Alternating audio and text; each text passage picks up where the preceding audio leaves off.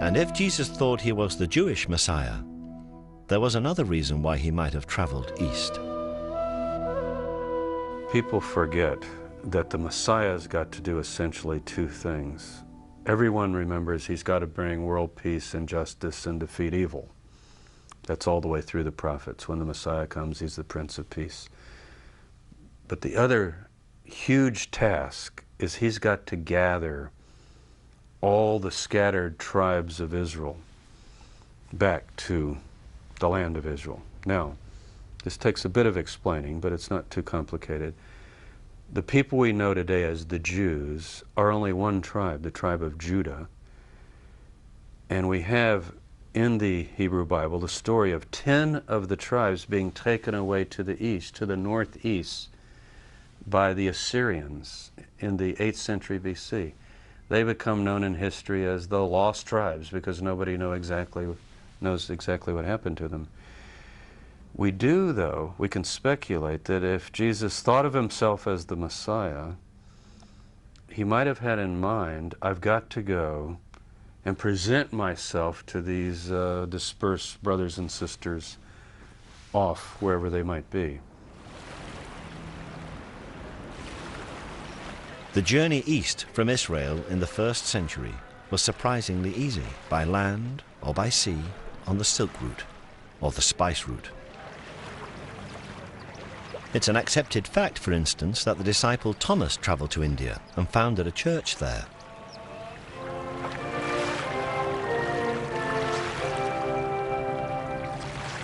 The great tradition of the Indian church is that it was founded by Thomas the Apostle.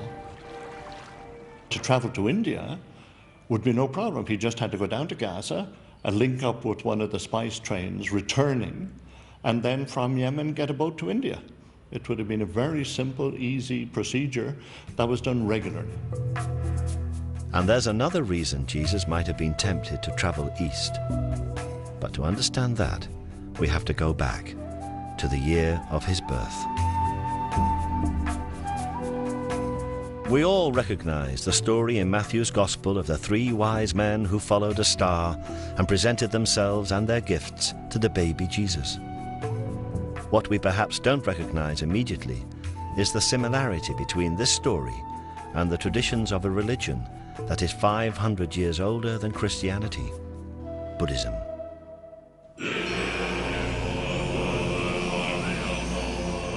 When a great Buddhist holy man or lama dies, wise men consult the stars and other omens and set off, often on extraordinarily long journeys, to find the infant who is the reincarnation of the lama.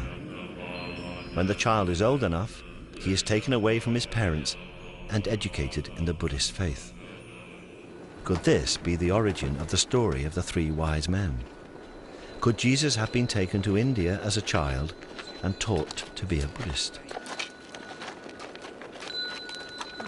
The Russian writer Nikolai Notovich, traveling in India in the 19th century, discovered an ancient manuscript in a Buddhist monastery in Tibet. In his book, The Unknown Life of Jesus Christ, Notovich translated this manuscript, and it tells of a divine child called Isa, born in the 1st century to a poor family in Israel. Isa came to India at the age of 14, where he learned the laws of Buddhism before returning to Israel at the age of 29. This idea would certainly explain the otherwise odd fact that from the age of 14 to 29, there is absolutely no record of Jesus' existence in Palestine. Certainly, the later teachings and miracles of Jesus have uncanny parallels with the teachings and miracles of the Buddha. Loving your enemies and the idea that the meek will inherit the earth have absolutely no tradition or precedent in Judaism, but they are entirely consistent with Buddhism. He cometh unto them, walking on the sea. He walks upon the water, without parting it, as if on solid ground. It is easier for a camel to go through the eye of a needle than for a rich man to enter the kingdom of God. Riches make a man greedy, and so are like a caravan, lurching down the road to hell. Lay up for yourselves treasure in heaven, where neither moth nor rust doth corrupt, and where thieves do not break through nor steal. Let the wise man do righteousness, a treasure that others cannot share, which no thief can steal, a treasure which doth not pass away.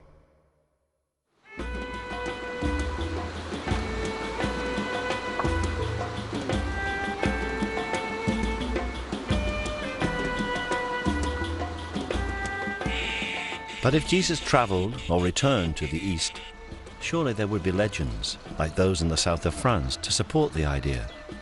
And of course, there are such traditions. In fact, the people here in Kashmir call their tribe Ben-e Israel and claim to be descendants of the lost tribes. And here there are stories that in the 1st century, Isa, known locally as Yus Assaf, meaning leader of the healed, returned to Kashmir in his 30s. Yus Assaf's ministry here can easily be seen as a continuation of the Jesus ministry.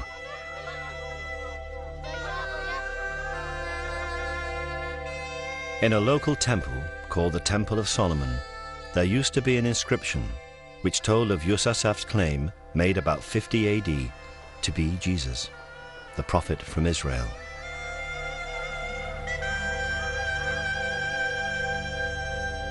तमाम कश्मीर की तारीखों में यही लिखा है कि ये बाहर से आया है, ये प्रॉफेट था, ये पैगंबर था और इस्राइल से आया, नस्बैन से अंदर बॉर्डर में आया है और फिर यही तबलीग कर रहा है। वही जीसस है, वही मसीह भी है, क्योंकि यूस असफ के माने हैं जो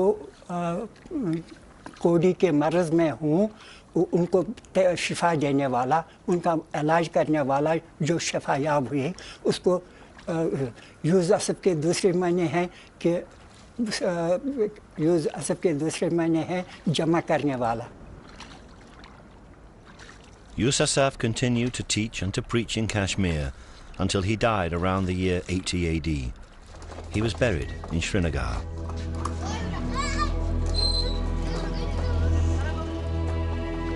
And this rather modest building is, they say, his tomb. The first shrine erected around the site was built in 112 AD. In fact, it is now a shared gravesite.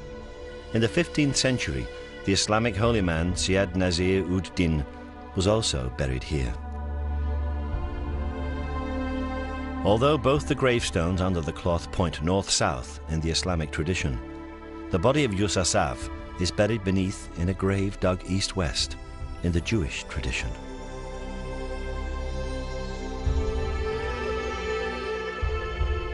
But this is a sacred site, and short of exhumation, there is no way of discovering whether the body buried here is that of a man who once survived crucifixion. However, next to the sarcophagus are the carved footprints of Yus Assaf, and they do have marks or scars on them. अच्छी उम्र में ये फोत हो गया है और उसके पाँव के निशानात का पत्थर पर उन्होंने कुंदा कर रखे हैं, जैसे कि थे वैसे ही रखे हैं निशान के तौर पर। उनमें जख्मों के निशानात बिल्कुल साफ नज़र आते हैं, जो सलीब पर चढ़ाने की वजह से उनके पाँव में जख्म आए थे। The position of the scars, just behind the toes, do not match each other, but they would align if a single nail was driven through both feet with the left foot placed on top of the right.